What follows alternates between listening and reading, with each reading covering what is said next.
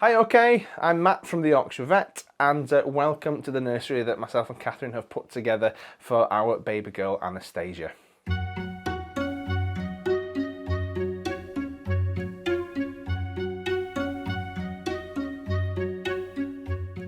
So this nursery has been put together by Catherine, and you know what, it is fantastic what she's done. She spent so much time in making sure it's a really nice peaceful space for Anastasia, and she's also made sure it's animal themed because I was so keen to get as many animals in as possible, and everything from the little farmyard mobile where I really wanted to like cows and sheep and pigs and birds as much as I do, and I have to say a rocking elephant, which is a gift from our mum and dad. I'm kind of jealous because it looks so comfortable. I kind of wish I could fit into it, but I think she's going to look absolutely adorable when she gets big enough to sit on here and while those hours away filling a nappy.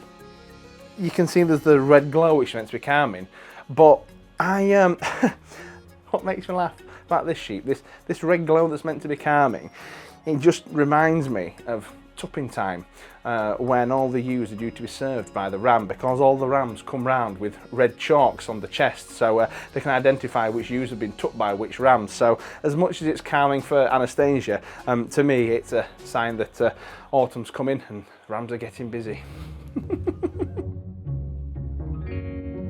This shawl here was knitted by my grandma, who unfortunately passed away during COVID, and she actually knitted this for my mum and all of her sisters when they had their firstborn, and so it's quite moving that my mum has now passed it on to me for my firstborn. So it's got a very, very special place, does this shawl. And there's been family friends that have knitted us some fantastic garments as well, and we couldn't really be more grateful for it, really. And I just hope they don't get too spoilt by sick, and I'll make sure I don't shrink them in the wash. We've been really quite lucky to have received gifts from family and friends and such, and one of my favourite little jackets that I can't wait for Anastasia to grow into is this little knitted cardigan. It's actually knitted by a fan of the Yorkshire Vet and a lady who is absolutely lovely, who I've got to know quite well recently, that works up at a cafe in Thirsk, and as I was leaving, she presented me with this gift, and I'm pleased to say that it's got pride of place in Anastasia's wardrobe, ready for her to wear, for best only. Again, Catherine has done fantastic with the furniture in here, because she picked out a terrific nursing chair that, to be quite frank, I've nodded off in multiple times on, because it is that comfy.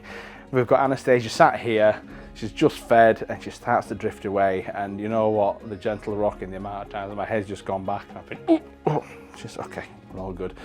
But the cot, everything has been fantastic what Catherine's done, and she's even brought Harry's sheepskin rug in, which, funnily enough, has been perfect, because this is Harry's rug, so when he comes in here he feels really safe and he feels really included. I think that is important, certainly in integrating obviously Anastasia into our lives, is that Harry doesn't feel pushed out, because the last thing we want to do is him to feel stressed and anxious at all. So actually the way that everything's been put together has worked out brilliantly, and well, I might spend a few nights in here myself. Me and Catherine love books, and we want to get Anastasia started with a really good collection. We've gone with the classic We're Going on a Bear Hunt, which was actually her first book. Everything from Peter Rabbit's Guess How Much I Love You, Each Peach, and a favourite, that Giraffes Can't Dance. And you know what, as much as this is going to be fun for Anastasia to hear, I'm really quite going to enjoy reading this to her. Gerald simply froze up. He was rooted to the spot. They're right, he thought, I'm useless. Oh, I feel like such a clot. So he crept off from the dance floor and he started walking home. He'd never felt so sad before, so sad and so alone.